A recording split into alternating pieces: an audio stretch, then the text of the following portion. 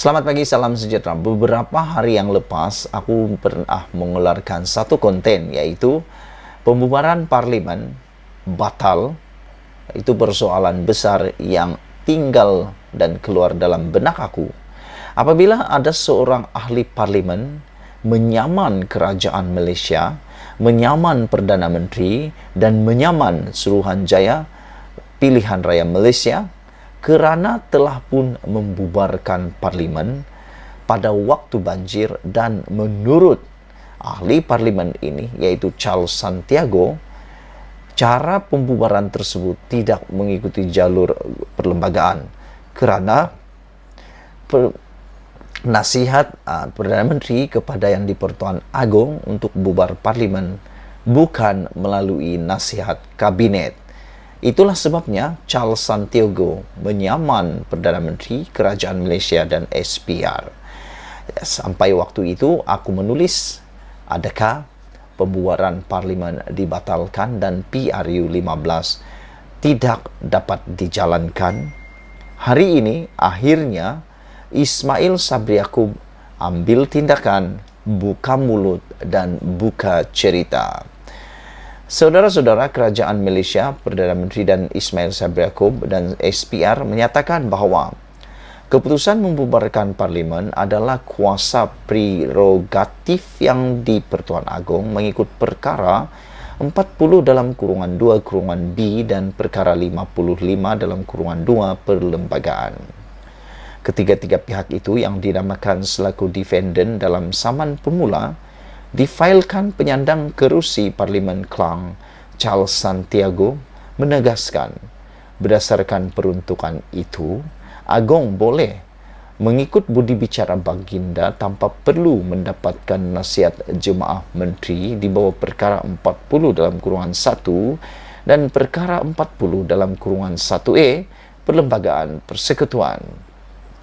Dalam permohonan itu, mereka juga turut memohon supaya prosiding saman pemula itu digantung hingga permohonan mereka untuk membatalkannya diputuskan Mahkamah Tinggi mengikut aturan 18 kaedah 19 dalam kurungan 1 kurungan E atau kurungan B dan kurungan D kaedah-kaedah Mahkamah 2012.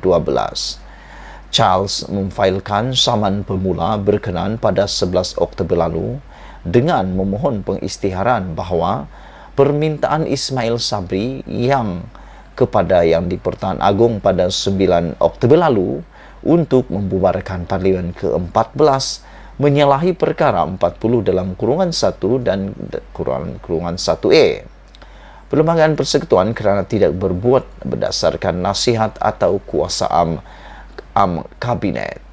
Saudara-saudara yang saya hormati sekalian, menurut defendant dalam permohonan mereka untuk membatalkan saman pemula itu, kuasa Yang di-Pertuan Agong dalam membuat pengisytiharan pembubaran parlimen ke-14 mengikut perkara 55 dalam kurungan 2 dan perkara 40 dalam kurungan 2 kurungan B Perlembagaan Persekutuan tidak boleh diadili dan tidak boleh dipertikaikan di mahkamah.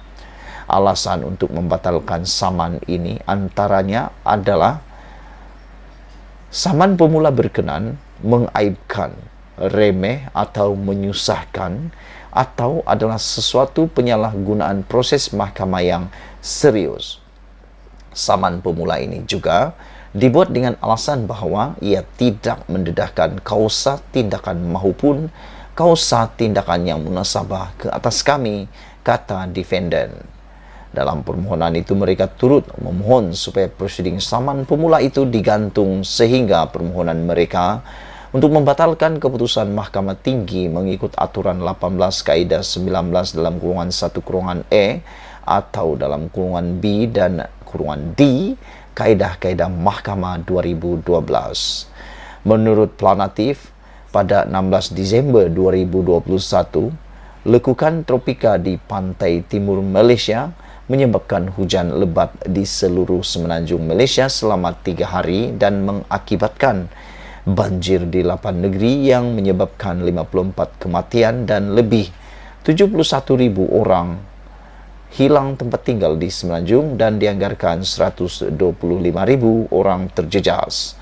Sementara itu, defendant berkata isu kesahan permintaan pembubaran parlimen oleh Ismail Sabri Yaakob kepada Yang di-Pertuan Agong adalah bersifat akademik kerana Yang di-Pertuan Agong sudah memperkenankannya mengikut perkara 40 dalam kurungan 2 kurungan B dan perkara 55 dalam kurungan 2 perlembagaan dan seterusnya membubarkan parlimen ke-14.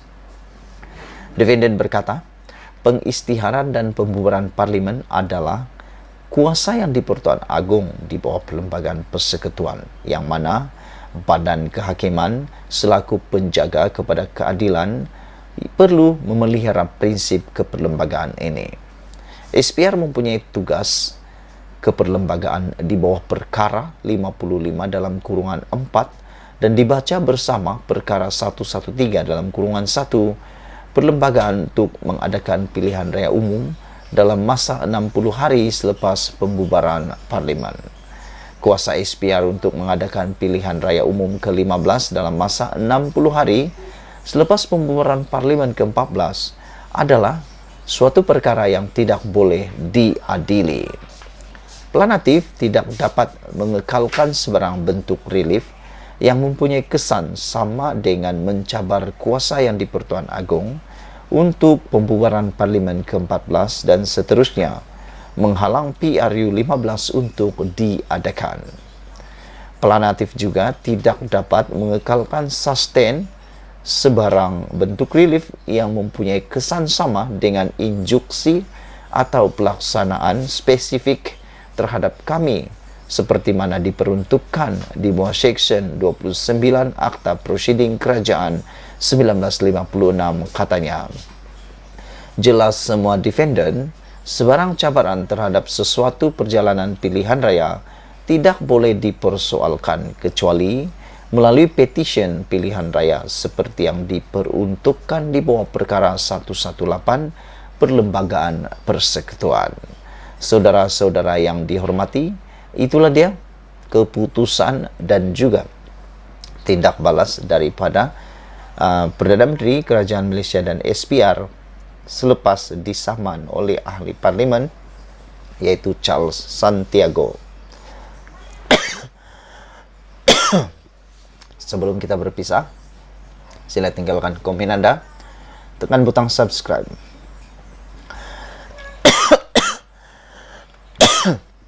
Malaysia kita punya, kita jaga sama-sama. Cintai Malaysiaku. Bye-bye. Dapat jam 12.